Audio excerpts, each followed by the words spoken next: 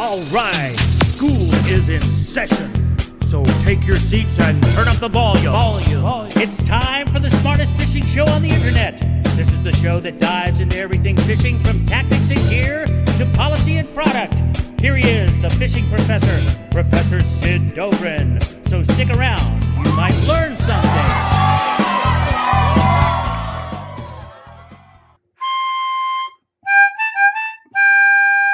Now the sun's just starting to climb up over the treetops, and it's gonna be a beautiful day, that's plain to see.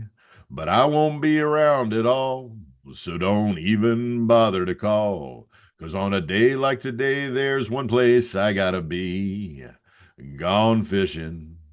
Now I suppose there are lots of things that I should be doing, but it's funny right now, nothing seems to come to my mind. You know, fishing tends to put me at ease and straighten out my priorities. I know nothing's more important than what's on the end of my line. Gone fishing. Gonna sit back, relax, and leave my worries behind. Gone fishing. You know, there's nothing like a fishing trip to give a man a peace of mind. I know the car needs washing, the roof has a leak, my income tax was due last week, but I don't care, 'cause I'm gone fishing today. Now I've gone fishing with Bill Dance today.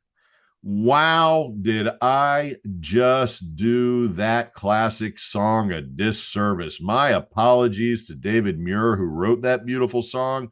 Wow, was that bad?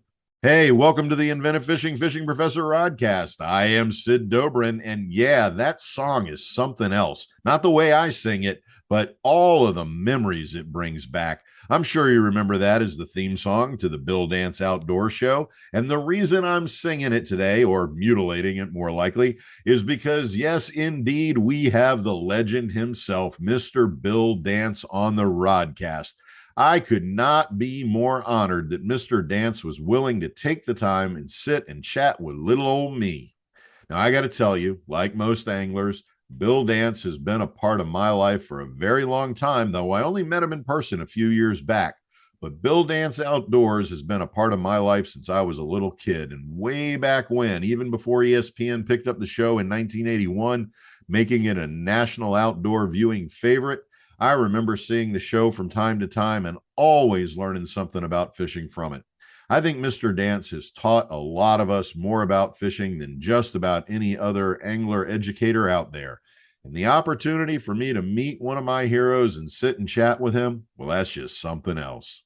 And since Mr. Dance is on the Rodcast today, I thought we'd keep this week's episode tied to a Bill Dance theme. So this week's Bourbon Break will take a deep dive into a classic bottle of Jack Daniel's Old Number 7, since Jack is, after all, a Tennessee whiskey, and we all know that trademark hat of Mr. Dance's is a University of Tennessee hat, and that Mr. Dance is a dyed-in-the-wool Tennessean.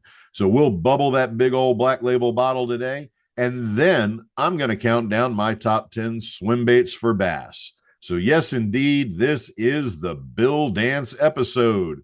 And rather than waste your time listening to me pontificate on professorial matters this week, let's get right to talking to Bill Dance. As always, be sure to subscribe to the Rodcast by clicking that subscribe button on whatever platform you're using to access the Rodcast.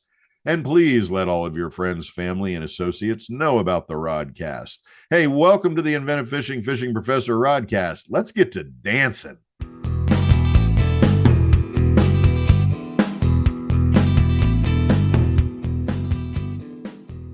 Well, we have got a real treat on the Fishing Professor Rodcast today, because we have a true legend in the studio. That's right, Bill Dance is with us, and I couldn't be more excited.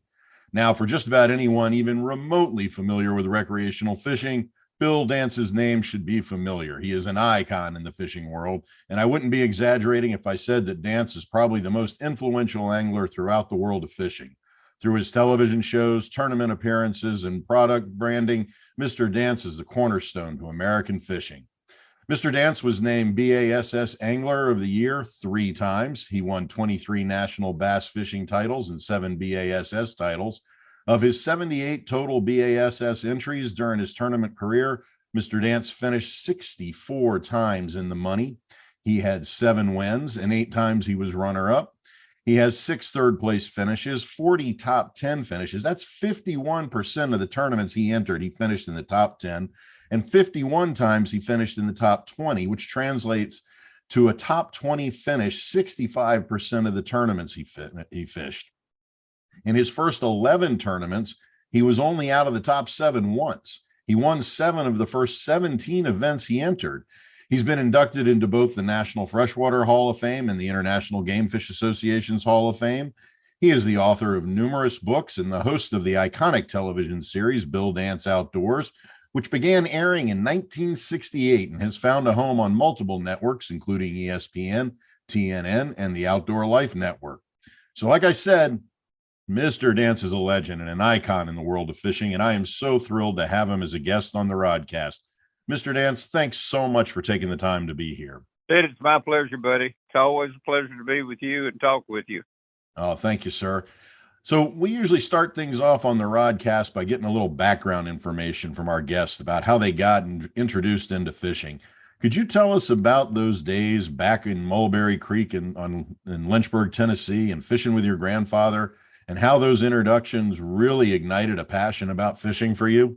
Yeah, I'd be happy to. You know, I say this, and I was blessed as a youngster growing up because I had a daddy and a granddaddy that introduced me to this sport. But especially my daddy was a doctor, my granddaddy a doctor, and for 5 generations back, we're all doctors. But my granddaddy was more of a country doctor, and he knew everybody in the little county just south of Nashville, about 80 miles, Moore County.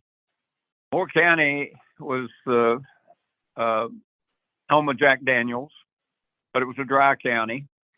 But it was a little creek that meandered its way through Moore County called Mulberry Creek.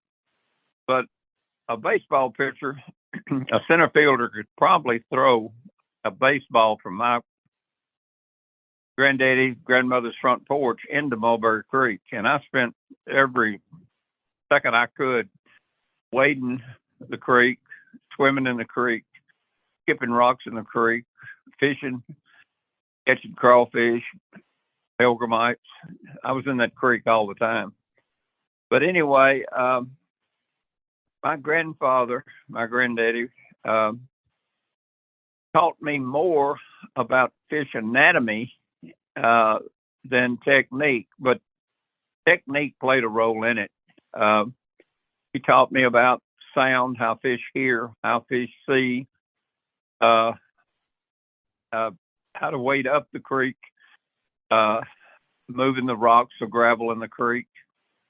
The creeks ran clear most of the times. How moving up the creek, the debris and disturbing the rocks, and the debris would float behind me. To always fish up the creek. Talked about the sound that the gravel would make as I waded along. The shadows, the sound, the movement, how clear water, how fish could see. And I learned a lot from that. And it played a major role in my fishing career in later life. But moving water back then and even today is still one of my favorite forms of fishing. But we fished the creek mainly most of the time. I did. And then a little town like Lynchburg, Tennessee, population 399, the town would close up about a half a day during the week, and everybody would, the little square would close and stores would close. People would go on a picnic, or they would work in their garden, or they'd mow their yard, or they would go fishing, or they'd go to drive to Nashville, or whatever they wanted to do that half a day during the week.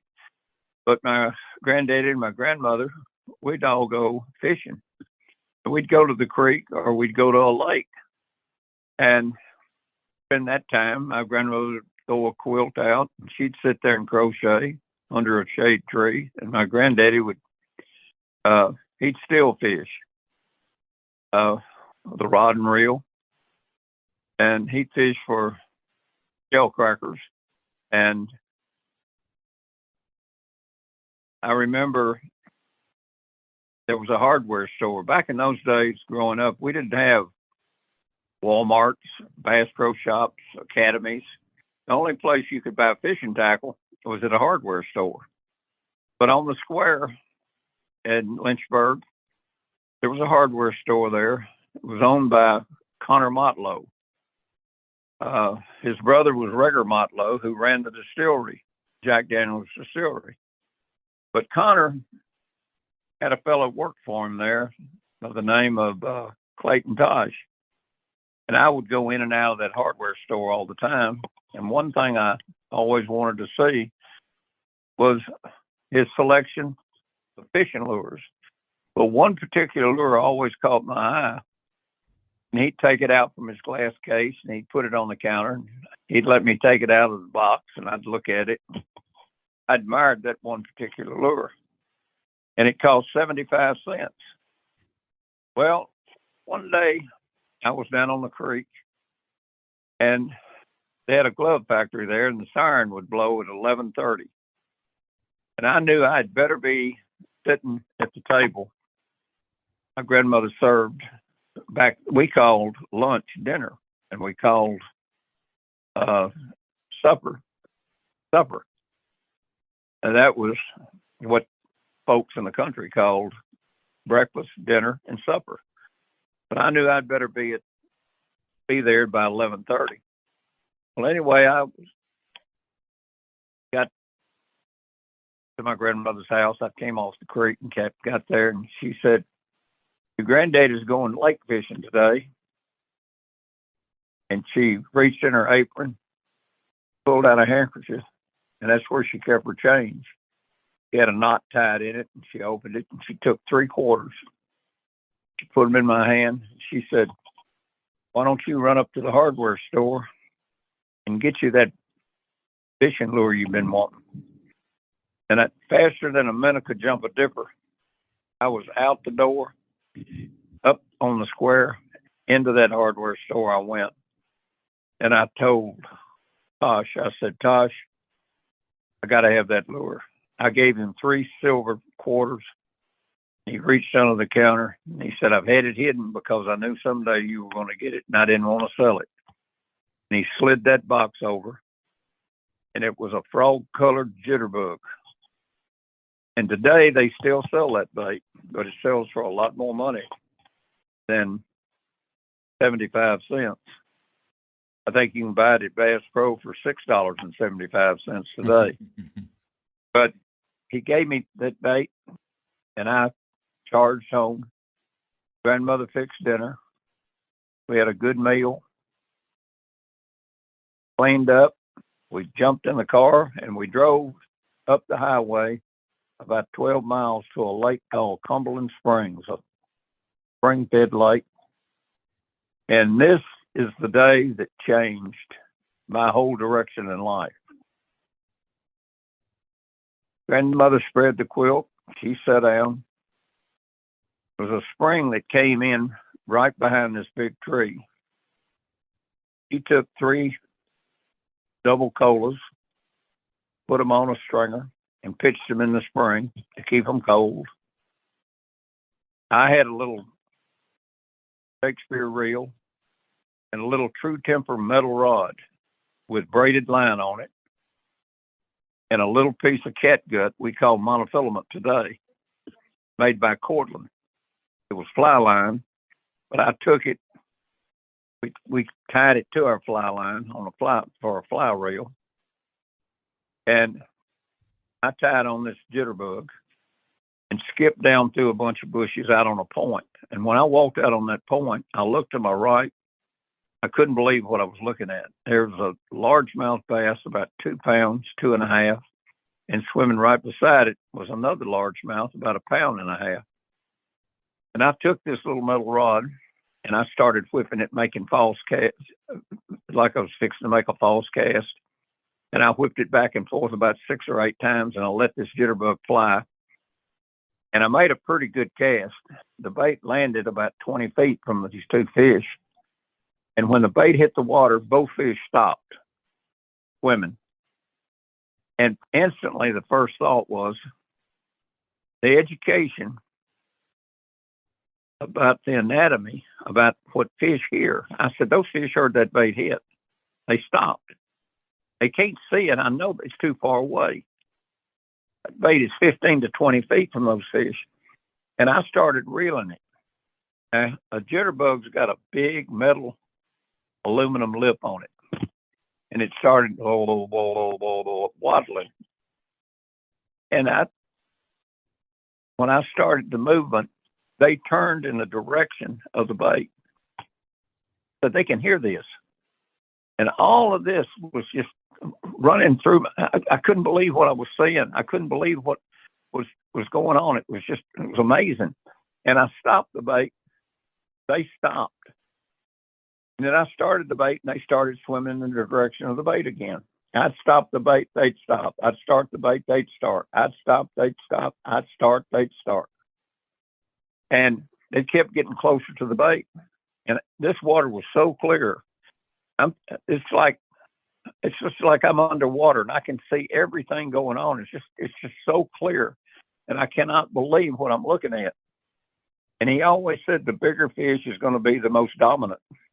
And I could not believe this, and I kept reeling. And here I am trying to lure them out of their world into mine with a phony, with a piece of plastic with metal on it and 2 hooks.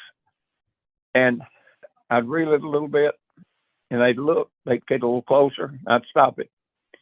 And I didn't know what. I said, I'm going to just keep doing this. And I kept doing it. And now the bait is out probably 10 yards from the bank. And all of a sudden, this bigger fish rushes up within about 6 feet of the bait ahead of this smaller bass. And I started it up again, and he rushes up to about 3 feet of the bait. And my legs were shaking so hard, you could have cracked a walnut between my kneecaps. And I started reeling the bait again, and just out of nowhere, just boom, he blew right into the bait and grabbed it. And I just set the hook, started reeling this little old metal rod and trying to reel this reel. And all of a sudden, this pound and a half bass charged in, and he's trying to eat the bait too. And all of this, I'm just looking at it. It's just like I'm looking in an aquarium. And I'm fighting this fish, and he's jumping, and he's going underwater, and I'm fighting him. And this other fish, it's like he's trying to take it away from him. And the excitement was so great. I got him within about 10 feet of the bank, and I couldn't take it anymore. I just threw the rod over my shoulder and grabbed the line, and I just well roped him right up on the bank. Oh, wow. And it was the most exciting thing I had ever seen. I said, look what just happened. This is the most amazing thing I've ever seen. I've tricked this fish into hitting this phony, this imitation.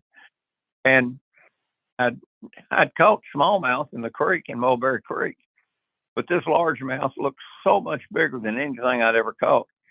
And I got the hook out of him, and I ran as fast as I could run, and I ran straight back through those bushes where my grandmother and granddaddy were. And I said, look, what I caught. And my granddaddy said, my goodness. Well, we didn't have cell phones then, and we didn't have point and shoot cameras with us there, but we did at the house. And so granddaddy said, let me have him. I said, what are you going to do with him? He said, I'm going to put him on the stringer. I said, no, he might get away. He said, no, this stringer will hold him. And he had caught a couple of red ears.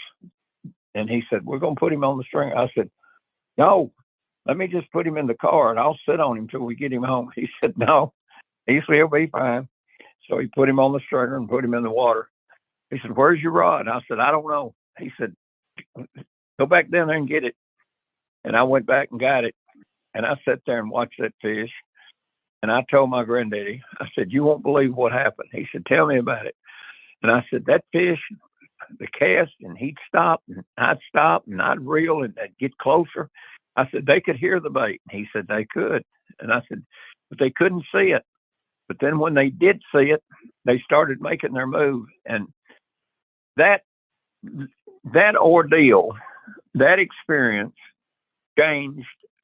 It changed. I said, this is something I got to do. This is just something I want to do. I want to get into this sport some way, somehow. And I dreamed. That's all I talked about. And this is something I just got to do. And even all the way up till I finally landed a job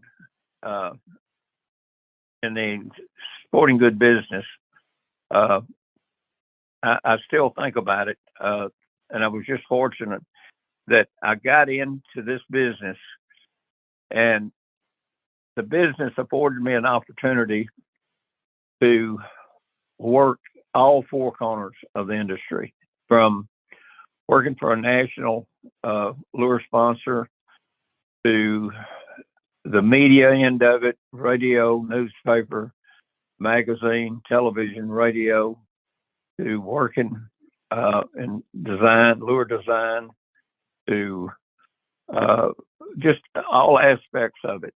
And over all these years, being able to work with outdoor writers, to work with manufacturers, to work with sport figures, to work all four corners of this industry, and to help in design, to help into the promotional end of it, to help just to work the whole gamut. It's just been a wonderful life to be able to do the things that I've done, and to meet some of the greatest people in the world, and to be there in the beginning, and to meet the people that started this industry, to meet the Van Ellis's with Bomber Bait Company, to meet Carl Lawrence with Lawrence Electronics, to meet Bill Norman with Norman Bait Company, to meet and work for Cotton Cordell with Cordell Bait Company, to meet Lenny Borstrom with Garcia that came with the Garcia reels, to meet just to meet the pioneers in this industry, and to get to know them and learn from them.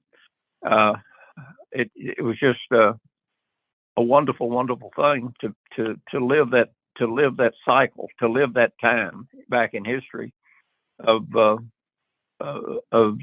pioneers that the Forest Woods that started with glass boats, the aluminum boat craze, the trolling motors, from Silver Troll to Motor Guide to Minn Kota, and then watch the birth of the trolling motors from flashers to graphs, and watch the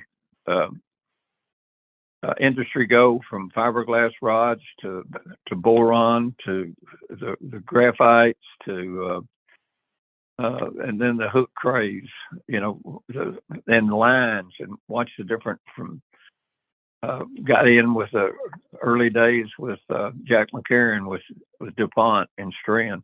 I was just fortunate to be there and to live that era. It was just a wonderful thing, and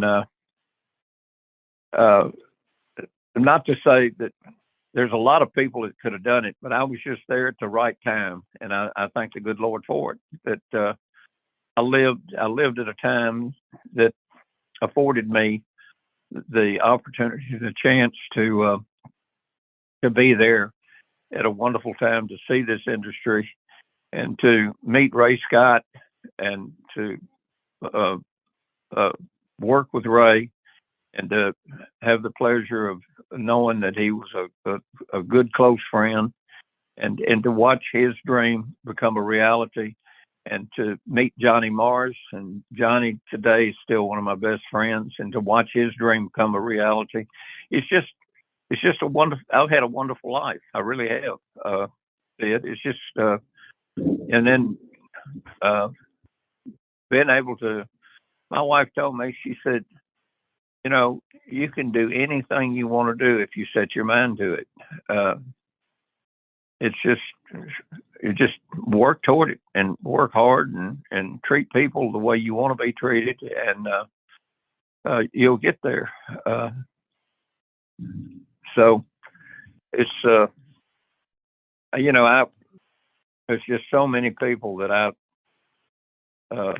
you don't get there by yourself. There's a destiny that calls us brothers. No one goes his way alone. All that we send into the lives of others come back into our own. My wife told me that one time, and she said, never forget that. There's a destiny that calls us brothers. No one goes his way alone. All that we send into the lives of others come back into our own. And there's no truer words that were ever spoken. So to live the lure industry days, the Bill Normans, the Cotton Cordells, the Charles Spences, the Strike King. I even owned half the Strike King at one time, and to meet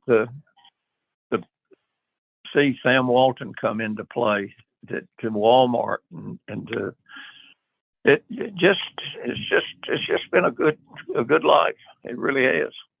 I could sit and listen to you tell these stories all day, Mr. Dance. That was just incredible. So you mentioned Ray Scott, and we recently lost Ray. And Ray was the founder of BASS and Bassmasters and the Bassmaster Tournament Trail. Could you speak a little bit more about your thoughts about Ray Scott and what his forming of BASS did for the sport of fishing and did for you personally? And I do want to note that part of the legend of Bill Dance is that you caught the first BASS tournament bass in history at that inaugural BASS event that Ray Scott launched. So could you give us some thoughts about Ray since we recently lost him? Ray was, oh my goodness, Ray was everything. Ray was a jokester. Ray was a salesman. Ray was a brilliant individual. Ray had a dream that became a major reality. I remember when it started,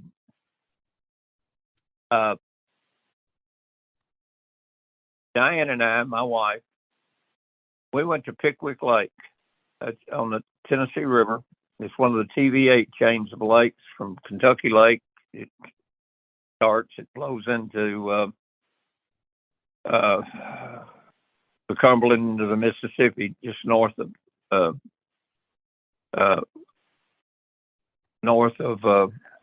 up at Gilbertsville, Kentucky. Just go to if you look at your map, you can tell where it flows. But anyway, you come down from Kentucky Lake south, and then you run into Pickwick Lake, and then from Pickwick, moving south, you have Wilson and Wheeler, and then Gunnersville, and then Nickajack, and it forms a big TVA chain of lakes. Well, anyway, Pickwick is about an hour and 20 minutes from my home in West Tennessee, Collierville, Tennessee. And one morning we drove over to Pickwick, and I had a little John boat with a little 10-horse Mercury, and Diane and I put in a little creek there with the boat ramp, and we were fishing in the holler there. And I'd moved out close to this point, and a big boat roared up with about a 50-horse engine on it. And I recognized two people in the boat. One was a fellow by the name of Glenn Andrews, the best bass fisherman I believe I've ever known. And a fellow working for the Tennessee Wildlife Resource Agency, Ed House, our game and fish department. And there was another fellow in the boat. And Ed said, "Hey, Bill." I said, "Ed, how you doing?" And I recognized Glenn Andrews because Glenn had worked several boat shows, one in Memphis where I had first met Glenn. He spoke, and they said, Glenn, this is Glenn turned. He said, Bill, this is Ray Scott. And I said, how are you, Ray? I said, I've gotten an invitation from you to fish a tournament on Beaver Lake in Arkansas. He said, yeah, I've sent you one. And sure hope you can make it. I'd love to have you fish our first tournament over there coming up this June. Now, this was like April. And I said, well, I sure would like to. Never fished a big bass tournament. He said, well, we'd love to have you fish it. And he said, we're going in to eat breakfast and down below the dam at the Botel. Now, the Botel was a big quarter boat that had been converted. It floated up on the bank and had been converted into this fisherman's headquarters. Everybody just hung out around the Botel, and Bill Bellis, who owned the Botel, had made it into a big dining area. They cooked catfish, and there was a big restaurant. And the top quarters he made into a motel they called the Botel. He said, we're going down there and have breakfast. Why don't you join us? And I said, okay. And Glenn said, have y'all caught anything? I said, I caught 3 or 4 little bass. And I said, how about y'all? He said, yeah, we did pretty good. We've caught 15 or 20. We caught several nice fish in the 4 to 6 pound range. I said, what? He said, yeah, in the 4 to 6 pound range. And I said, whereabouts? And he said, up toward Dry Creek. And he turned to Ed and he says, that's the name of the creek? And Ed said, yeah. He said, this is the first time we've been on the lake. And we went up there and found a big U-bend in the creek. And they were out there in about 17 to 21 feet of water. And I said, what was 17 to 21 feet of water? He said, the bass. And I said, you caught fish 17 to 21 feet? And he said, yeah. And I said, you mean to tell me you caught them that deep? And he said, yeah. And I said, I can't believe that. And he said, well, we did. He said, right here is a channel point. And I said, what's the channel point? And he says, where the channel turns off of this point right here and it goes across and it hits that point right there. And there's another channel point there. If you'll throw straight out off this point right here, it's about 17 feet.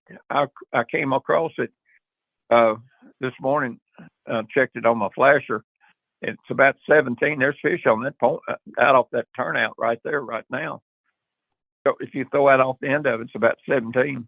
You'll probably catch you some bass right there right now. And I said, how deep? And he said, about 17. Well, I grew up fishing Oxbow Lakes and the base around cypress trees and stuff, 3-4 feet. If I got out in 6 feet of water, I thought I was fishing in the ocean. And I said, 17 feet. He said, yeah, how heavy a sinker you fishing? I said, quarter. He said, well, switch up to a 3/8. You got any 3/8? And I said, no. He said, here, let me give you some. And he gave me half a dozen. And I said, good night, that's a big sinker. And he said, yeah, that'll get it down for you. He said, look, in a little bit, we've got a couple of things to do. Why don't y'all meet us in about an hour down at the Botel and have breakfast? I said, okay. This is a true story. And so I put that sinker on and I put a worm on and I went, whoop, I threw it way out off the end of that point. And I said, and 4 and 5 and 6 and 7 and 8 and 16 and 17, boom, and it hit the bottom. I said, good night. That's 17 feet deep. And Diane said, okay. And I said, I've never fished deep. I've never fished that deep. I just had a hit. And I went, boom, and I set the hook. And I said, Diane, I got a bass on. And she said, okay. And I said, I'm not kidding. I've got a bass on. And she said, okay, really, man? And he's about 2.5 pounds. And I said, do you see what I just did? And she said, what? What's wrong? I said, I just caught a bass 17 feet deep. And she said, I know it. And she said, I, I can't believe I just did that. I've never caught a fish that deep in my life. Do you see what just happened? And she said, what? I said, your husband just caught a bass 17 feet deep. My gosh, that man told me to fish that deep. And can you believe what he just told me? She said, well, yeah, I guess. What are you so excited? I said, this is changing the way I'm fishing. I can't believe this. I said, wait a minute. I said, get off my hook, fish. And I threw him loose. And I went, dong, and I threw right back. And I said, 16, 17, 18. I said, I'm 18 feet. And I moved it about 2 feet, boink. And I said, lie here, another one. She said, you need to calm down. Drink some water. You're going to have a heart attack. I said, I don't care. I'm catching fish 17 and 18 feet deep. This is a miracle. I can't believe what's going on. This is something. I'm telling you, this is amazing. I can't believe this. And I mean, this was the biggest deal in my life. I said, I don't believe this. And I'm starting to think, oh, up at Yellow Creek. Oh, out from Dry Creek. Oh, up at here, up at Pompey Branch, out from Halls Branch, up here. I'm just thinking of 900 places that where I can catch fish in deep water. And I said, golly. And he said he caught some after 20 feet. Oh my goodness. And I am just going crazy. And I said, oh my goodness. I said, we got to get, I said, okay, come, we're going to quit. We got to get with this guy. I got to talk to this guy. And so, and I said, Ray Scott said that tournament. I said, I bet I can catch fish deep over there at Table, at Beaver Lake. So anyway, I was so excited. I said, I'm going to try it one more time. So I threw back and I had a hit. No, I didn't get a hit then. I threw back the fourth time and I had one hit it, and I got him about halfway and he got off. And I said, I've seen all I want to see. And I turned, I put it on the trailer and went down there. And Ray was trying to talk to me and sell me on fishing the tournament. And I said, okay. And Glenn, I said, Glenn, what do you think those fish will be doing over there? He said, well, they'll probably be on a deeper pattern. And I said, what's a pattern? I didn't know. I was so great. And he said, well, I said, give me your number. And so he gave me his telephone number. And so I called him and I told Ray, I said, Ray, I'm going to probably end up fishing your tournament if I can. And my sales are up. But anyway, I was so excited about catching fish in deep water. Glenn told me, he said, let me tell you something. He said, you remember this, you ain't got but one man to beat. That's the man in first place. Don't forget, if there's 500 people in that tournament, don't worry about the other 499. You got to beat one man, and that's the man in first place, Bill. And remember this, strategy wins tournaments. And I said, okay. And I'm writing down everything he says. And so I got a phone call from the world's largest Ford dealer, Hull Dobbs in Memphis, Tennessee. The guy's name was Oscar Oakley. And he called me at work and he said, Bill, his secretary said, Bill, Mr. Oakley would like to talk to you. Can you come by his office? And I said, yes, ma'am. Well, I went by his office and I walked in and had big green plush carpet. And he had a walnut burl desk. I'll never forget it. And I walked in there and I looked across that big office. It looked like the President of the United States office. And he said, hey, Bill, come on in, son. And I walked across his office and he got up. He walked around his desk and shook my hand. He says, I understand there's a big tournament, bass tournament going on at Beaver Lake in Arkansas. I said, yes, sir. He said, I'd like to sponsor you in that event. And I said, what does that mean? What do you mean? And he said, I'd like to sponsor you. I'd like to pay your entry fee and your expenses in that event. And I said, well, I certainly do appreciate that. And he said, well, I've been keeping up with you in the newspaper. Henry Reynolds, your outdoor editor here, writes some favorable things about you, and we'd like to sponsor you. And I said, well, I certainly appreciate that. He said, if you'd send me the information, we'll take care of that for you. And I said, well, Mr. Oakley, I certainly appreciate it. And so he sponsored me in that very first tournament. And I got up there and I went. My sales were up. My boss let me go. And when I got there, I called Glenn, talked to Glenn a little bit about, I said, and he said, tell you what you do.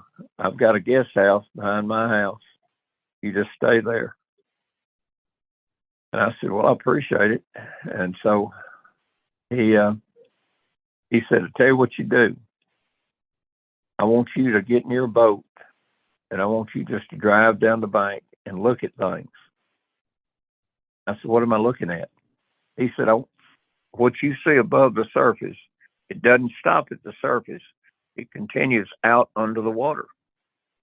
I said, okay. He said, when you leave the marina in the morning, you just idle down the bank and start looking for just things. If you were a fish that you'd like to hang around. And I want you to concentrate on depths of 15 to 20 feet. I said, 15 to 20. He said, don't worry about the depth. All it takes, remember, it takes you bait just a little bit longer to get to 20 feet than it does 10 feet. He said, how long is your boat? And I said, it's 16 feet. And he said, okay, just add 4 more feet to it and then stand back from it. That's not very deep, is it? I said, no. He said, okay, 20 feet isn't all that deep. It is mentally, but it's not. It's not. I said, okay. Well, sure enough, I got in the boat and I started idling. And the first thing I saw was right across from the marina. I looked and I saw something just going straight up the hill. And I said, there's a pathway going up through there. And I said, there's a place at Pickwick that looks like that, and that's a logging road. I said, yeah, that's a logging road. So I had my pad and I wrote it down. And then I turned out and I started idling down this bluff. And I was looking at my flasher and I was in 60 feet of water and I idling down this bluff, and all of a sudden it jumped from 60 to 20. And it was a big flat. And it went 20, 60, 20, 20, 20, 20, 20, 20, 20, boom, and it dropped back off to 60. And I said, well, that's different. So I made a note of it. And I went on down the lake and I saw where the 60 just disappeared, and I just came right up on top of 20 foot again. And it was a turn. It was one of those turnouts. And I made a note of it. And I kept making notes of all these little places and that looked different. I got on another bluff and I didn't find anything different. And I got on another bluff and I found another one of those little one of those ledges that about 20 foot, 18 to 20 feet. And so that night I called Glenn. When I got over, I called Glenn and he came out to the guest house. And I said, what is that? He said, it's just a deep ledge. Did you fish it? And I said, no. I just spent the day looking for places. He said, you go back and you fish those places tomorrow. And he said, let me show you a trick you can do with this hook. You turn that hook back on your worm and just let them pull down on it. Don't try to catch them. Just let them pull that hook down. I said, okay. Well, I went to that road bed. And that's where I caught my very first fish in the tournament. And I threw up on it 3 times. I had 3 hits. I just pulled the worm down and I just left it. I went to that ledge. I threw 4 times. I had 3 hits and I left it. I went to that turnout and I threw up on it and I had 2 hits and I just left it. And then I went to a place in the timber and I found a big slide and I threw up on it. Their fish were there. And then I was really feeling pretty good, that I had fish located. And I found about 7 places if the wind was blowing this way, I could go that way. If the wind was blowing that way, I could go this way. But anyway, the first morning of that tournament, we lined up. I lined way out on the far left end, and they fired the gun at a shotgun start. And Ray looked at me. He said, "What are you doing?" And I said, "Nothing." And he said, "Why aren't you up here in the front?" I said, "I'm gonna let everybody go. I don't want to get in all that wash." And he said, "Oh, okay." And later he asked me again why I did that, and I told him. And the boy with me was a boy by the name of Troy Anderson from Little Rock. And they fired the gun, and I just turned and went straight across and pulled in this little pocket. And just as I pulled into the pocket, I had a 50. I had a 50 or a 60. I can't remember. I think it was in Mursky, Ray Mursky from Dallas. He had a 50 or 60, or I had a 50 or 60. I can't remember. And he went. I just cut it off, and I had a 16-foot boat, 17-foot boat, glass boat, and I just ran to the front of the bow, and as I was walking to the front, I went, whing, I made a cast straight at that logging road, and I grabbed my trolling motor and I lifted it over the front. And by then that worm had time to get down to about 18, 19 feet.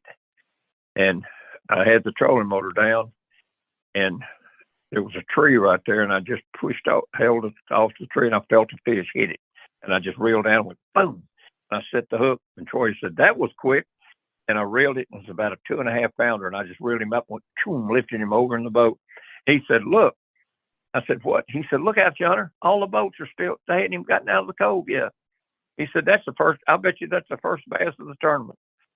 And I just turned, took him off the hook, and fished him in the well. And I could still see Mursky. Mursky hadn't even gotten up and gotten under the bridge yet. So all the boats were still going out of the cove. And I fixed the worm, went boom, threw right back, boom, another one hit it. And I set the hook on him and got him, threw him in the well. And he said, "I bet that's the second bass." He just laughed. And I said, "Throw up there."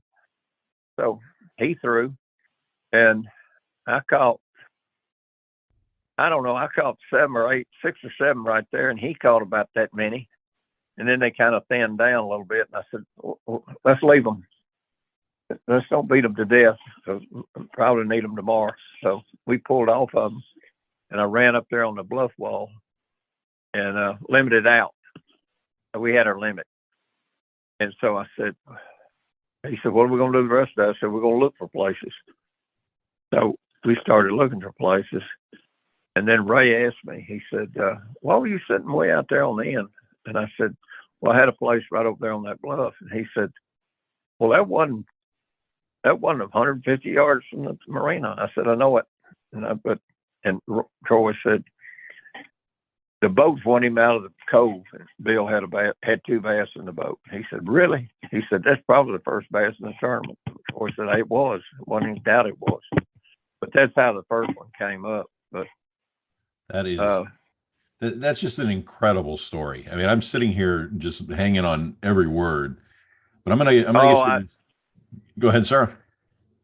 I didn't really get to tell you about Ray, but I'll tell you about Ray. Ray was, I know there's no question in my mind, and I know Tom's not here anymore, but Tom would tell you, I knew Tom so well. Tom was one of my best buddies. I love Tom man to death. But Tom would tell you, as far as she's gone, Jerry McInnes is gone. And I know Jerry would tell you that Jerry was one of my, I doubt if I'd be doing TV if it wasn't for Jerry. And I know Forrest would probably tell you. I know Tom would tell you. And I'm looking at people in the industry that would tell you, and I can tell you, I wouldn't be doing what I'm doing today had it not been for Ray. Ray did so much Ray did so much for this industry. He I can't even begin to tell you what he did. He just did so much for this industry. He got people. He got the outboard. He got the outboard industry to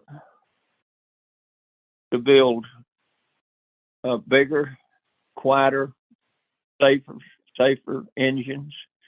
He got the boating industry to build safer boats.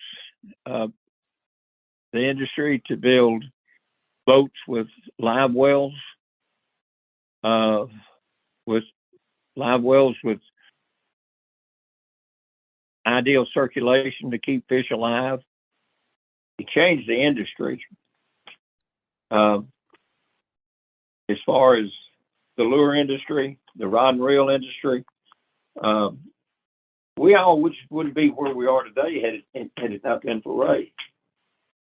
Let's talk about where we are today, because I long before the internet, you mentioned your start in TV, and even before cable TV, your show and a few others like what Roland Martin and Jimmy Houston were doing. This was really how so many of us actually learned about fishing. And your shows in particular, I think particularly a lot of us of a particular age, we just kind of took you as sort of our teacher. And I have to say that same population, I think a lot of us also fell in love with Luke Bryan's song, the Bill Dance song, and the accompanying video, which is basically an homage to what you gave so many of us. What was it like working with Luke Bryan on that video, and how did having an artist of Bryan's caliber pay such a tribute feel?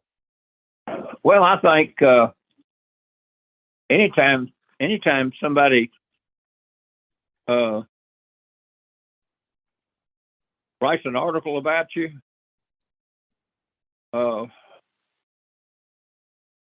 there's a lot. It's something special.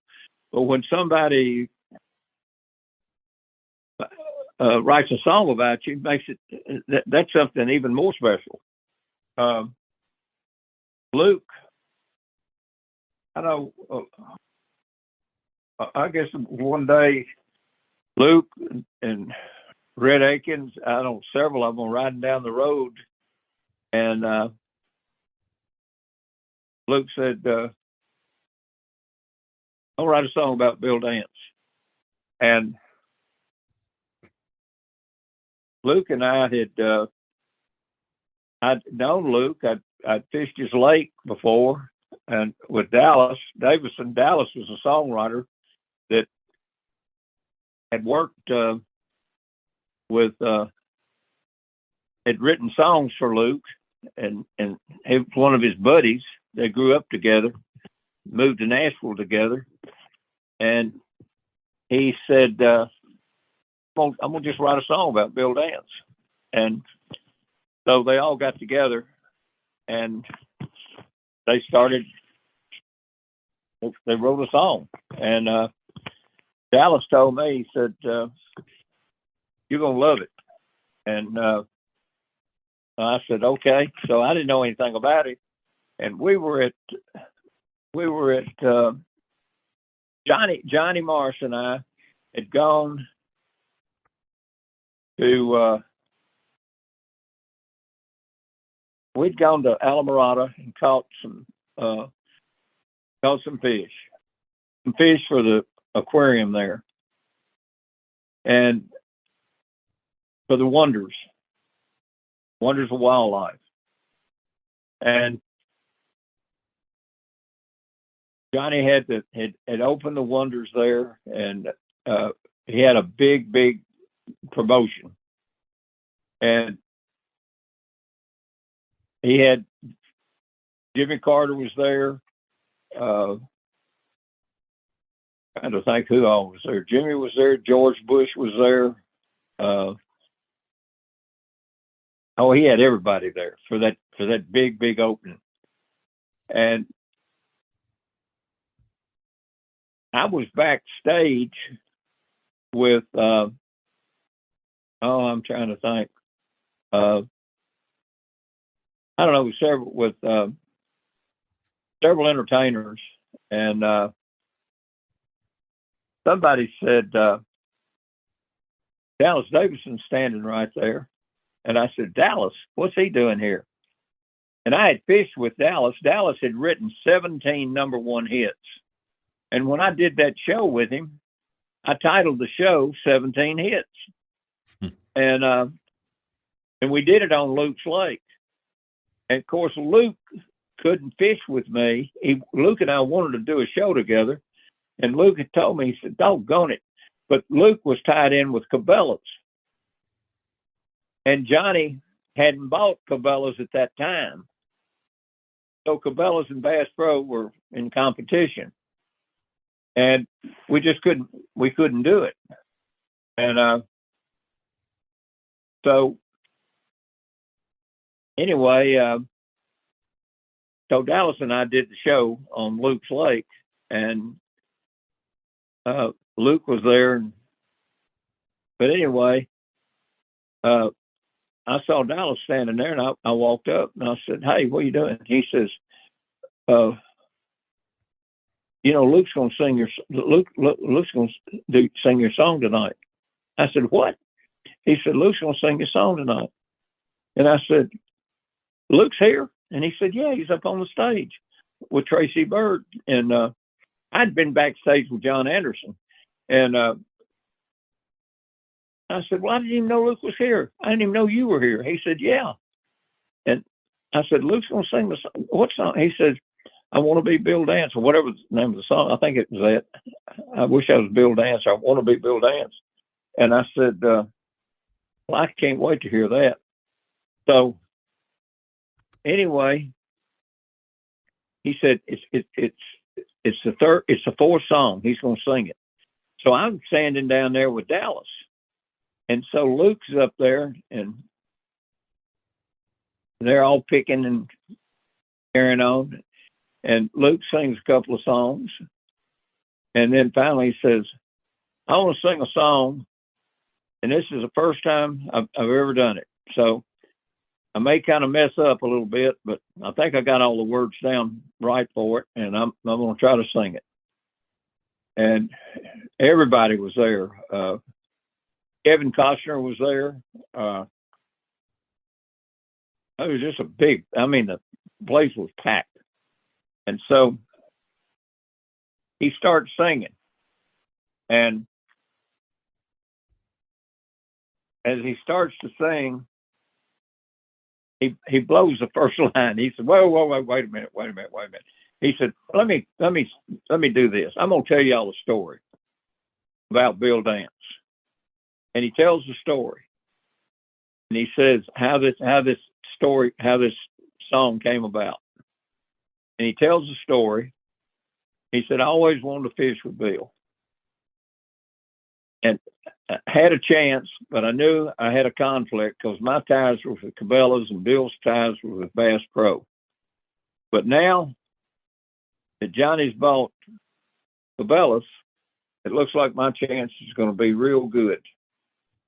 And I'm going to have an opportunity to fish with Bill." And so anyway, they kind of laughed about it. And he said, "Now I'm going to try to sing this song." And he got going and started singing, and he sang it. And everybody applauded and went crazy, and it went real well. And then he said, "Is Bill here?" And they said, "Yeah." He says, "Is Bill here?" And he said, "Yeah." There he's down there. Dallas is loving up on my Bill. And Dallas was down there. We were hugging. We had arms around each other. And so I got up and walked out on the stage. And he took his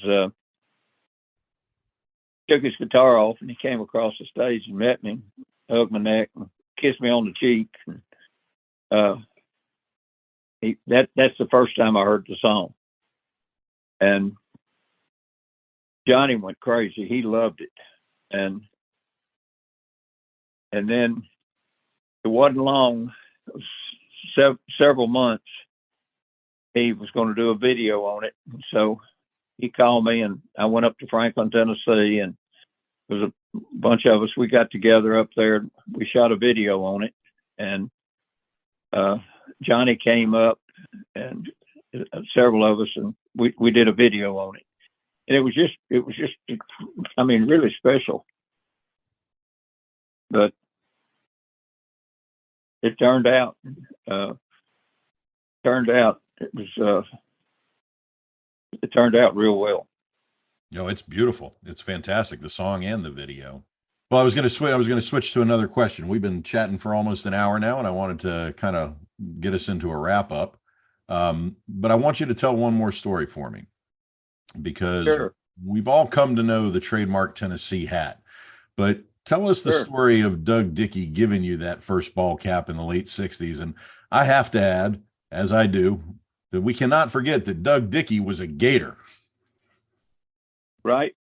I'd get calls from recruiting at Tennessee, and they'd say, we've got a real good prospect in Alabama, or we got a good prospect in Mississippi or Kentucky or wherever that loves to fish, and he's thinking about coming to Tennessee. Bill, would you call him? And recruiting would call me, and I said, yeah, give me his name. So I'd call him, and I'd say, hey, John, whatever your name is, I said, I understand you're a avid football player at Crestview High in Mobile, Alabama. Yes, sir. And I said, and I also understand you like to fish. Yes, sir, I sure do. I said, well, let me tell you something. They tell me, University of Tennessee tells me you're a Cracker Jack football player, and you're thinking about, you visited Tennessee. And I want you to know that we have some great, great fishing in Tennessee. We've got the Tennessee River. We've got good bass fishing there, smallmouth fishing. We've got 26 great lakes across our state. And I'll promise you this, if you come to Memphis and you have time, and I was serious about it, I said, if you have time, I'd like to meet you. And I've got some lakes within 30 minutes of Memphis State, if you play the Tigers, that I can take you to, and we can fish a little bit together. But I'd love for you to come to Tennessee if you possibly could. And they're great. It's a great university. It's got a lot of tradition, and they're televised quite a bit. And we should consider Tennessee. And maybe we could get together and go fishing if that's possible. He said, I sure would like to do that. And I said, well, we'd love to have you there. And that's what I do for the school. And so I was serious. If they came to Memphis, I would take him, if he came to Tennessee. But anyway, that's what I would do. And one day in the mail, I got a Tennessee cap. I got two of them, and I wore that cap to Ross Barnett, and I won the tournament. And then right after that, we went to Smith Lake in Alabama, and I won it. And then right after that, we went to Rayburn in Texas, and I won it. And somebody said, boy, cap is a lucky hat. You better wear it. And I just started wearing it, and it became a trademark. And Doug Dickey was coaching at Tennessee at that time. And then Coach Dickey left and went to Florida, where he graduated. Then he came. Huh? That's also where he graduated from. Yeah, he went to Florida, and then he came back to Tennessee as the AD.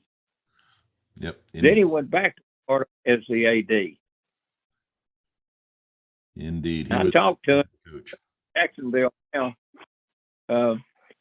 he called me right before he came. He went to Florida as AD and then came back to Tennessee as an AD. And he called me back. He called me and he said, "Bill, I'm fixing to retire.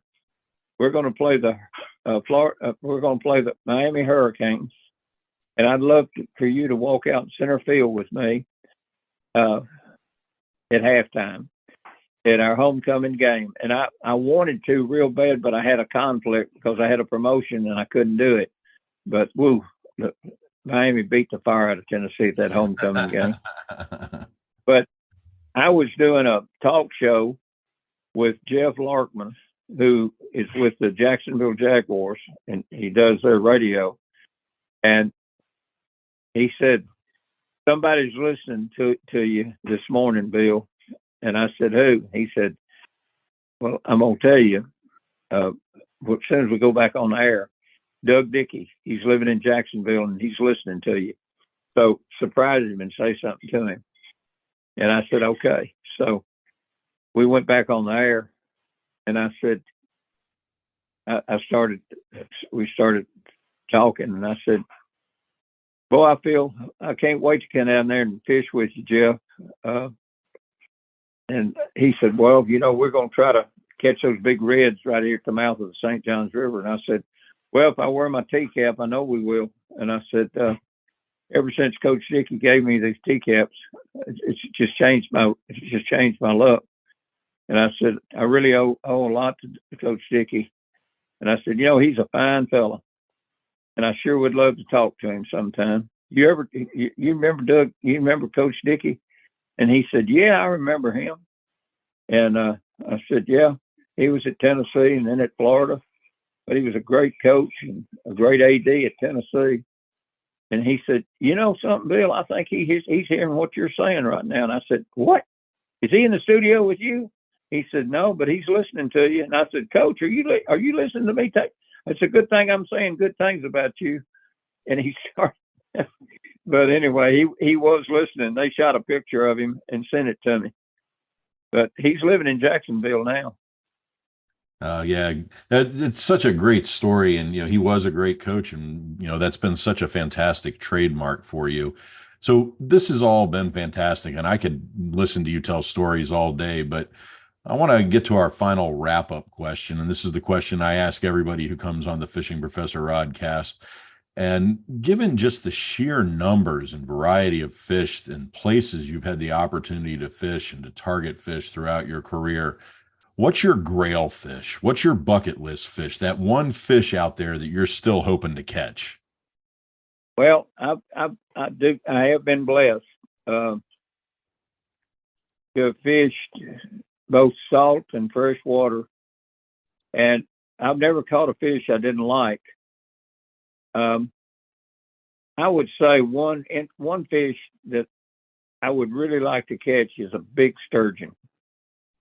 In up in the northwest or Russia? You got a place you want to do it? Maybe in the Snake River. Yeah, I had the chance to do that on the Columbia a couple of years ago. Well, maybe there. How big was he? Oh, mine was not as big. I was with Glenn Hughes and Gary Jennings from ASA, and we were sturgeon fishing. Mine wasn't that big, 4 feet. I think the biggest one we got was 6 or 7 feet. Well, that's a big one. Oh, there were some big ones there. Definitely there. Well, Mr. Dance, thank you so much for your time. This has just been fantastic. I appreciate it.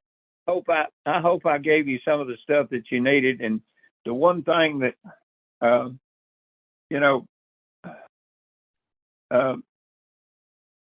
I'd just say that, that without Ray Scott, there would be no Bill Dance. And it's just, and there'd be no Johnny Mars. There'd be no Bass Pro Shop. There'd be, this industry, I don't think would be near as big as it is today. Because Ray, he started so much and kick-started so many people's career. He did so much for so many. And I meant to say that just a minute ago, but I didn't get a chance to say it because I thought about something else. But He was. I told Ken Dukes one time, if Ray Scott tells you a flea could pull a plow, you better hitch him up. But my guess is Ken told everybody else. Pardon? And my guess is Ken wrote it down and told everybody else. I wouldn't doubt it a bit, but I tell you, I miss Ray, and I'll never forget him. I'll tell you that he was a keeper. I can promise you that.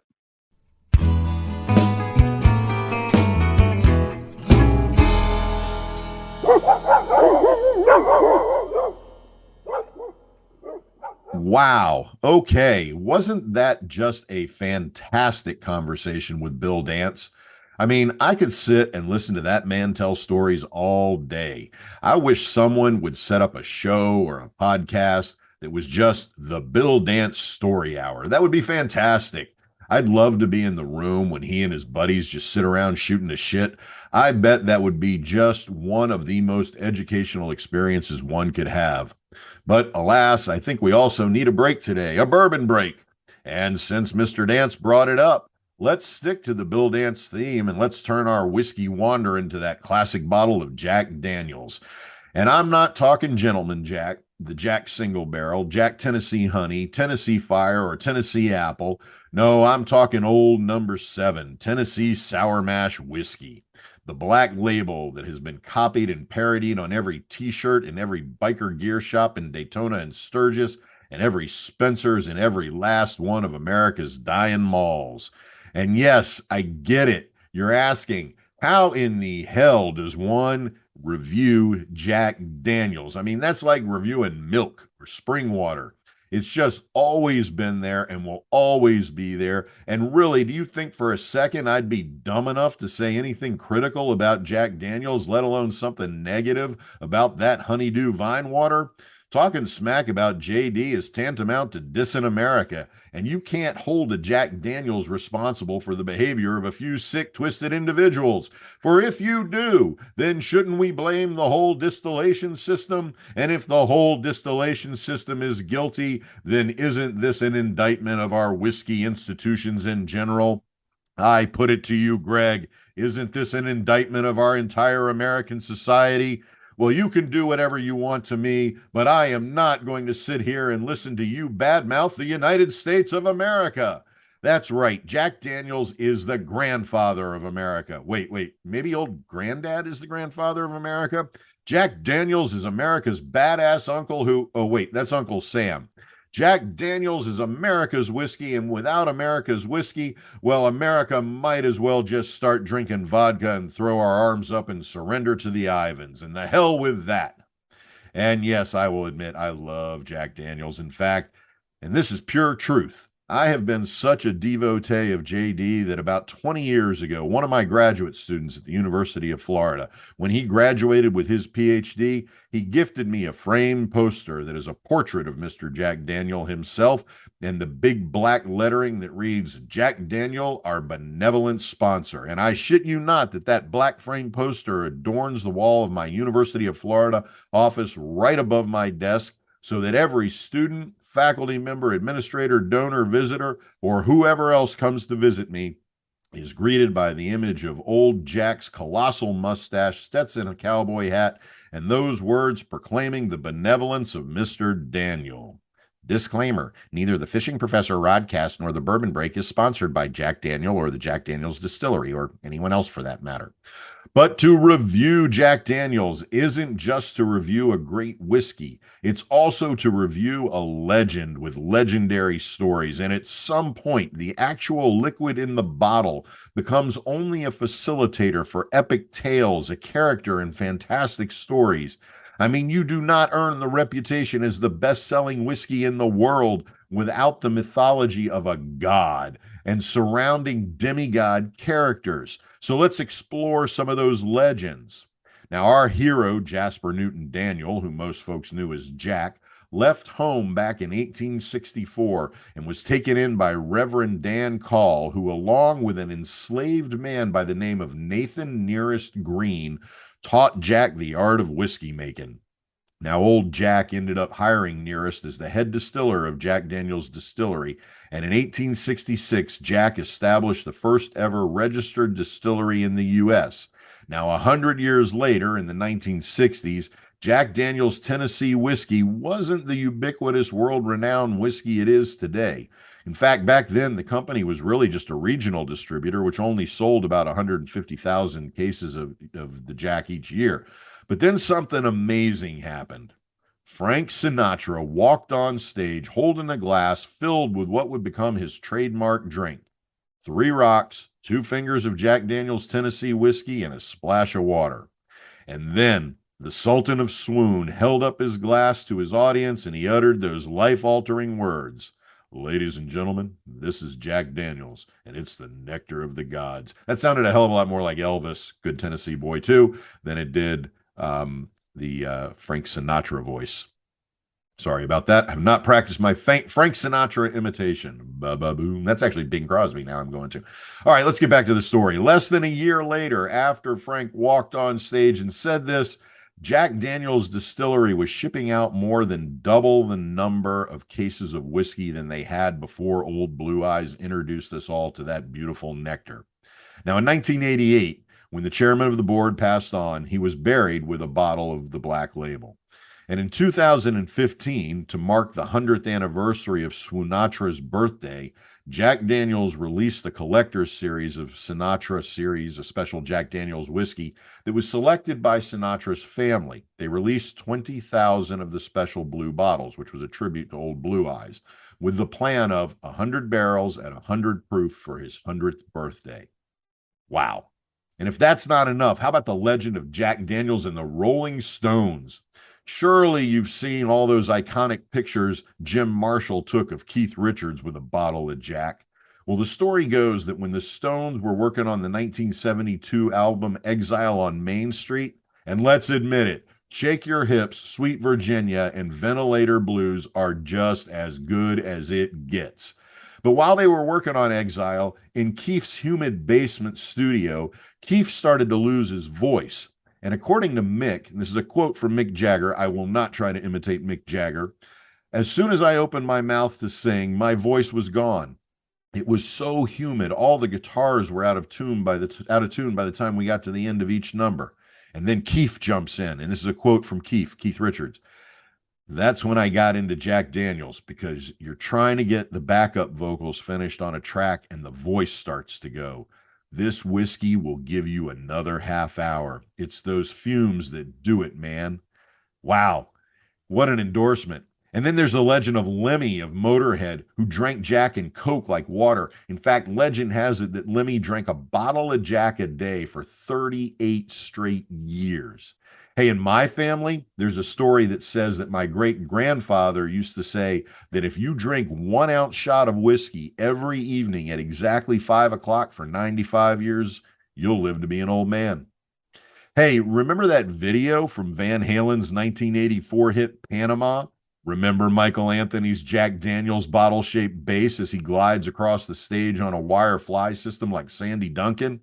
Well, that bass now hangs in the Rock and Roll Hall of Fame and is part of the reason that Michaels partnered with Jack Daniel's to make that bass, is that Michaels was at the time and still is a Tennessee squire, an elite group of people who own a little piece of land at the distillery.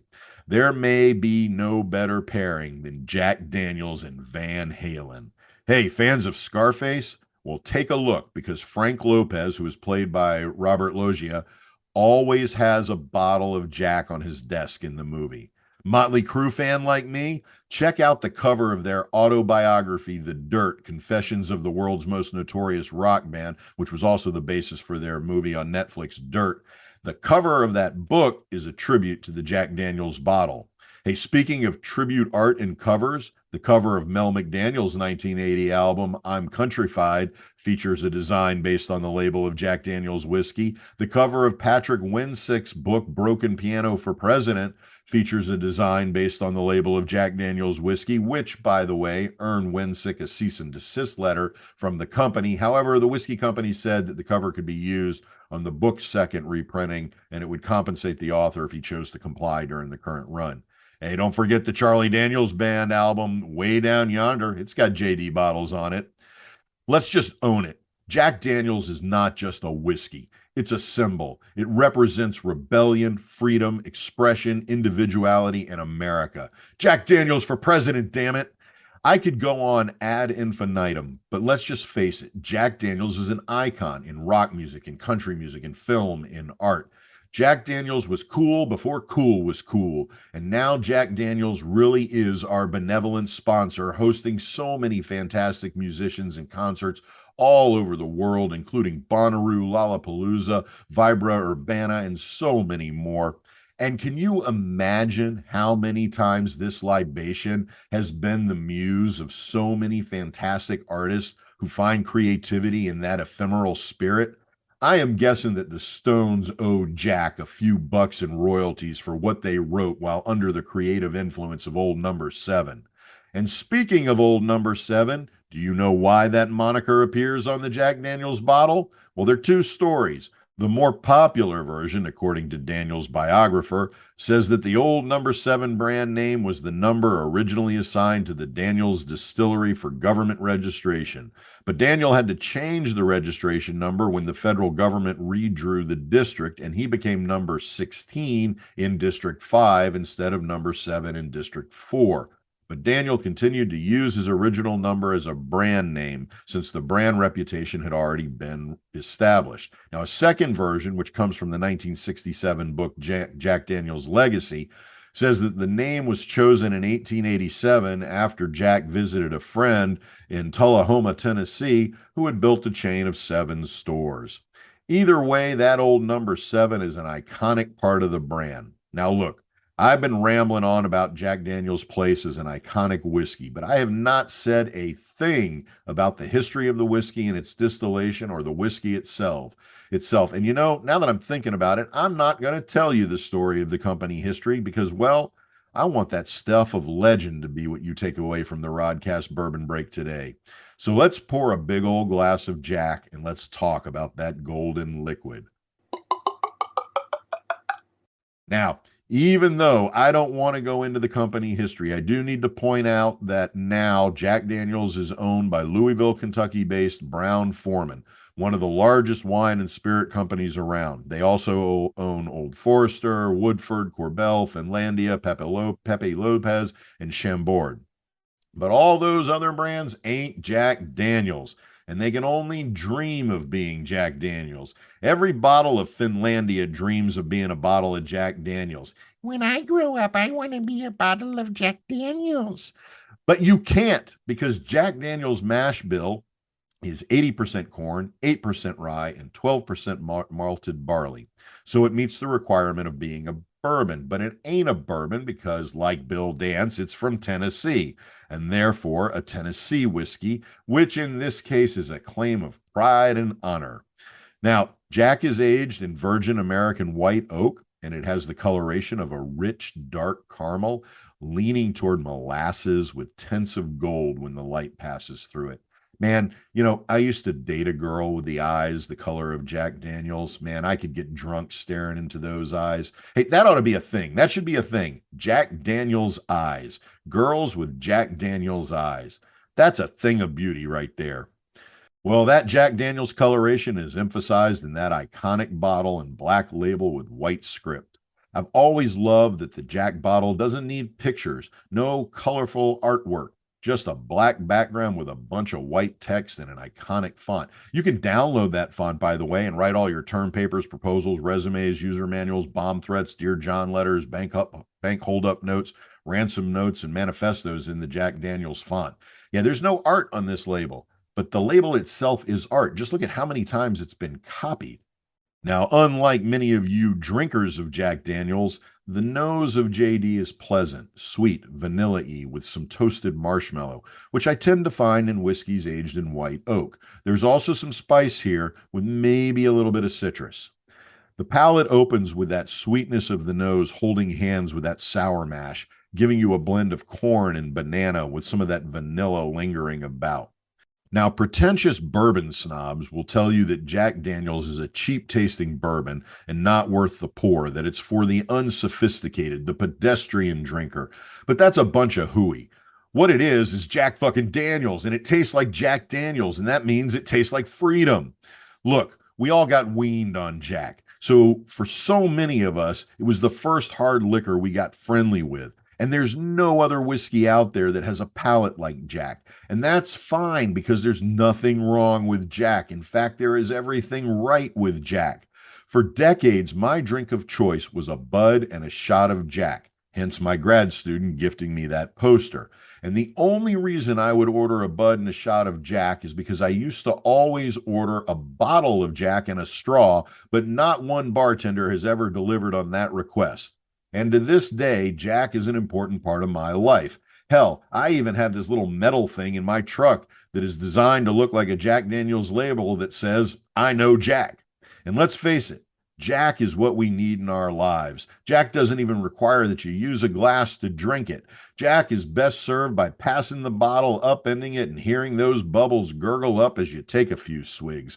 Glasses? We don't need no stinking glasses. Hey, there's this great pic of my mom from my wedding upending one of those oversized bottles of Jack. It was a very proud moment for me. And yes, we have to mention too that Jack and Coke is probably the most iconic cocktail ever invented. And as much as I enjoy a Jack and a Coke on the rocks, I still have a tough time justifying contaminating my Jack Daniels with food. So those are a few of my thoughts about Jack Daniels, perhaps too many of my thoughts about Jack Daniels, but hell, when you're thinking about Jack Daniels, you got to pour them thoughts out. As always, before we go, and as a final note and my regular disclaimer, please keep in mind that the Fishing Professor Bourbon Break reviews are not sponsored. The folks over at Jack Daniels have not sent me samples, nor do they influence my reviews at all, though I am always open to sponsorship, bribery, and extortion. The bourbons I review are purchased out of pocket, and my reviews are based on the keen sense of whiskey know-how developed over many years in many of this country's finest watering holes, drinking establishments, dives, pubs, honky-tonks, and back alley speakeasies.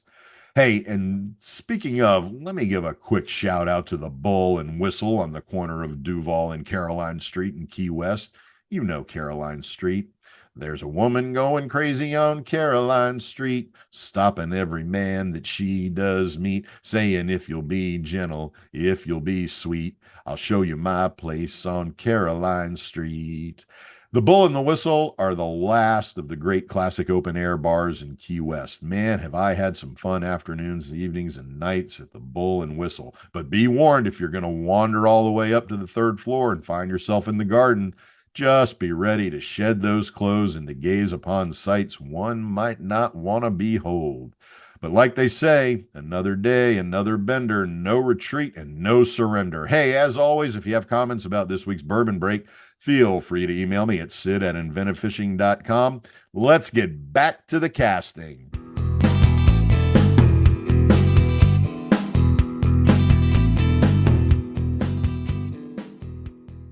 Okay, let's keep the Bill Dance theme rolling for the rest of this week's Rodcast and stick with the bass-related theme. And let's take a look at my top 10 swim baits for largemouth bass. And yeah, I know there's a lot of talk out there about using swim baits and their effectiveness for catching big bass, which is exactly why I want to think about which swim baits I find most productive for targeting bass. Because all that chatter needs to settle down and let us get to talking about those great swim baits that are out there. Now, swim baits were initially introduced into bass fishing to target fish over 10 pounds, the pigs and the hogs. So the general thought is that swim baits are the best large fish targeting lures. This is also why swim baits tend to be larger, say in that 6 to 12 inch range. Now, a lot of folks I talk to fall back to that adage of big baits means big fish. And certainly when swim baits made their way into the bass world, that was the intent. But keep in mind that little bass will eat big baits too. So when you're into those 1 to 2 pound fish, don't think that a big swim bait is going to deter their bite. Those smaller fish are as likely to hit a large swim bait as are their bigger brothers and sisters. Now, a lot of this has to do with a bass's aggressive no back down attitude. Also, swim baits tend to present with realistic swimming action, which can trigger a bass, no matter what size, to see the bait as prey. That natural swimming action on a soft body swim bait is driven by the tail design. A lot of soft body swim baits are designed with wedge tails to create that natural swimming action. You'll also find some swim baits designed with boot tails to get the lure rolling a little bit. For hard body swim baits, a lot of the action comes from the segmenting of the body design. You can find hard swim baits with 2 segments or as many as 6. The snag with hard swim baits is that they're usually rigged with 2 or 3 treble hooks, which can make them difficult to fish around grass or cover, but they perform great on points, flats, bars, and humps. So for today's Bill Dance inspired top 10, I'm going to group soft body and hard body swim baits together and tell you my top 10 favorite swim baits. All right, let's open this up with my number 10 swim bait, and let's go with a great beginner's swim bait, and a swim bait that comes in at a very reasonable price point of less than $5. I'm talking, of course, about Storm's Wild Eye Swim Shad. This is a pre-rigged soft body shad that's made from a really durable plastic. It's rigged with an internal weight head that includes Storm's holographic wild eyes. The Wild Eye Swim Shad has flash holographic flash foil coloration and comes in about 8 color patterns. This is an easy lure to work, which is why I say it's a good lure for beginners just learning how to work swim baits. It's one of those cast and reel lures that doesn't require a lot of work to get great swimming action from it. Just cast and reel. Its oversized paddle tail creates all the action, no matter what your retrieval speed is. Okay, at number 9, I want to go with a lure that I heard a lot about before I even got the chance to fish it, which sort of clued me into the popularity of this lure. And I'm talking about Storm's Arashi glide bait. So we'll open this top 10 this week with 2 lures from Storm. The one word accolade for the Arashi glide bait is smooth. This bait slides through the water, and the 2-segment body has great gliding and swimming action. The lure swims with its head down just slightly, creating the appearance of a bait fish looking for forage on the bottom. It's got a very slow sink rate, and the jointed segments make it very sensitive to rod tip twitching, making it easy to get that lure to dart and glide. The lure swims in a kind of a lazy S-curve path, like a fish wandering in search of forage. Bass will follow this slow glide, but snap that rod tip a bit and the lure makes a quick 180-degree turn, which will trigger a following bass to strike. Okay, since I started this top 10 off talking about the Storm Wild Eye Swim Shad, a lure that's great for beginners, let me keep with the idea of a swim bait for beginners and offer up as my number 8 swim bait for bass, Berkley's Gulp Alive Paddle Shad Swim Bait. This is a lure that's got a fundamental lifelike shad body design, but it's also got that fantastic edge provided by the Gulp Alive scent formula. The Gulp Alive Swim Shad has solid action, and when rigged with a swim bait hook or a jig head, this is the lure that doesn't take much to learn to work. The Gulp Alive Swim Shad comes in 14 color patterns, so you can match color to the needs of your local environment and where you're fishing. All right, at number 7, I want to nod to all of Bass Assassin's soft body swim baits, but I want to give number 7 props to Bass Assassin's Boss Shiner, the 4.7-inch model.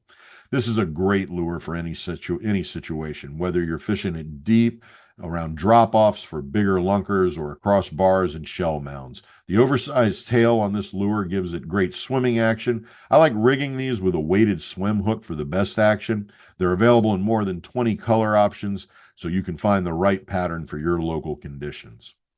Okay, at number 6, I want to go with Triton Mike Buka Bull Shad Slow Sinking Swim Bait. This is a 3-jointed swim bait or 4-segmented bait that is designed to mimic different types of shad and other larger bait fishes like threadfin shad, blueback herring, shiner, and gizzard shad. One of the things that I love about the Triton Mike Bucka Bull Shad is that the finish isn't that glossy finish that so many other lure manufacturers use. This lure has kind of a rougher finish, which just seems more lifelike to me. I also like the way the Triton Mike Bucka Bull Shad performs no matter what retrieval speed you're using.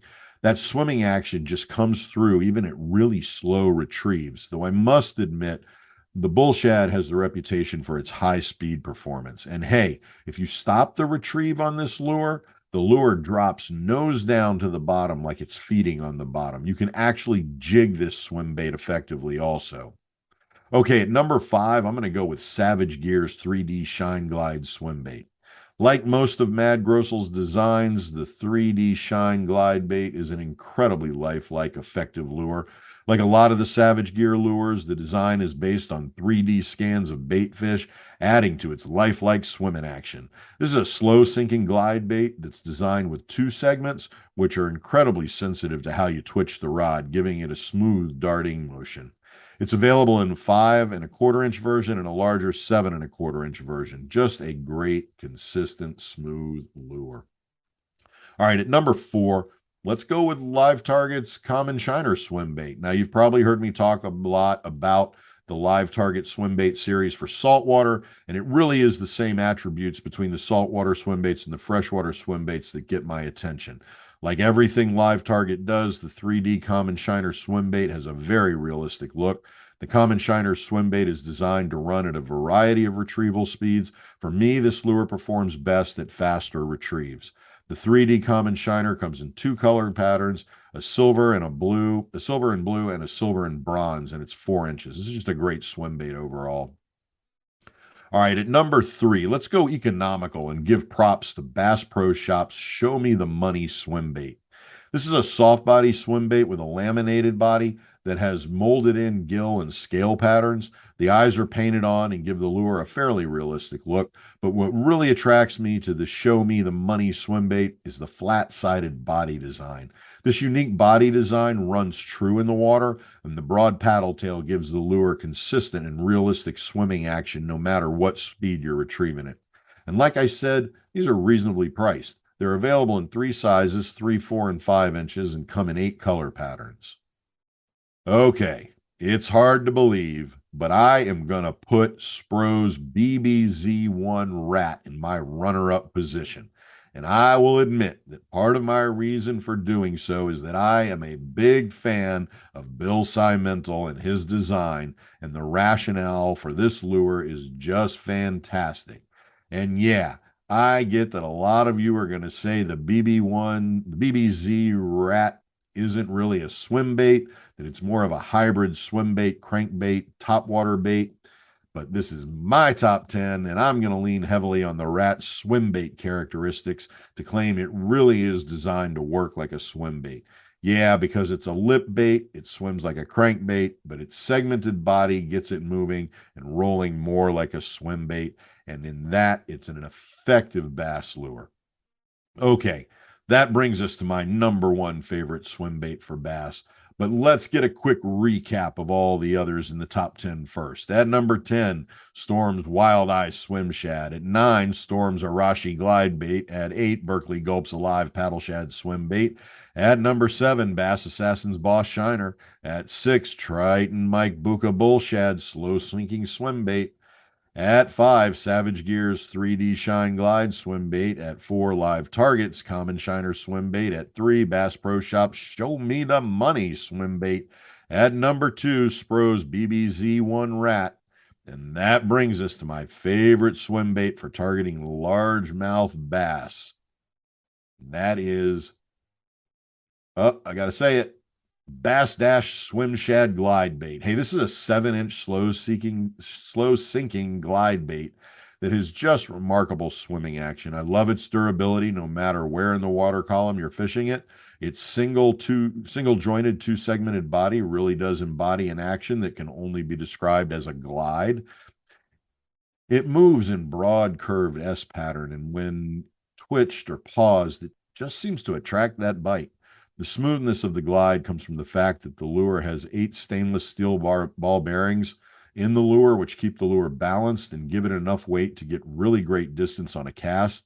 Those steel balls also add an auditory attractant as they click when they move inside the lure.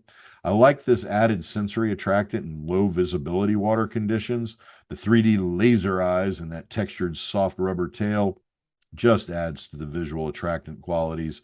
This is a lure that was made for big bass. So that's it for this week's top 10 list. Keep in mind that none of my top 10 lists are influenced by corporate powers, just my honest thoughts about the gear that I use. As always, don't forget that if you have comments or questions about my top 10, please feel free to email me at sid@inventivefishing.com.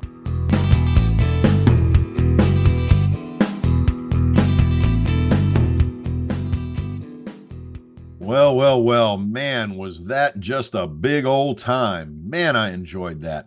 I cannot even begin to tell you how honored I am to have had Mr. Dance on the Rodcast this week. The man is a gentleman in the truest sense, and I could just sit and listen to him spin yarns about fishing all day and all night. The man can tell a story, and damn if he don't know a thing or two about fishing. So my sincere gratitude to Mr. Bill Dance. Of course, I hope you enjoyed that review of our other legend, Jack Daniel's Tennessee Whiskey. I hope that review inspires you not only to pick up a big old bottle of Jack Black, but to live the rebellious rock and roll grinded out American ass-kicking lifestyle that Jack embodies, because if you don't know Jack. I also hope you found my top 10 swim baits for bass countdown to be insightful. Hey, before I sign off today, I do have a message for our brothers and sisters out there behind the line. The fish has been released. I say again, the fish has been released. And that just about does it for this week's episode of the Fishing Professor Rodcast.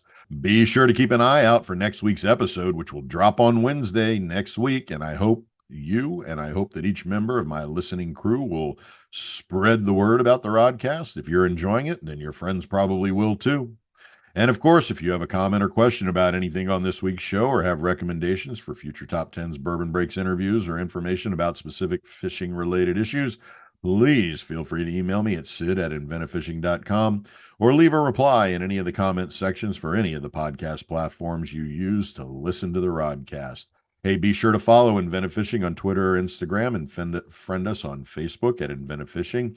And be sure to check out all the great video content over on the Inventive Fishing YouTube channel, which includes great gear reviews, new product introductions, and a whole bunch of other fantastic content.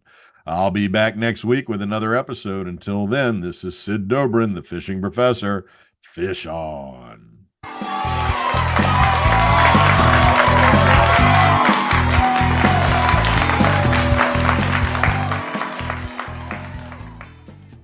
The Fishing Professor Show is copyrighted by Inventive Fishing, LLC. Any rebroadcast of the podcast without the consent from Inventive Fishing, LLC is strictly prohibited. Fish on!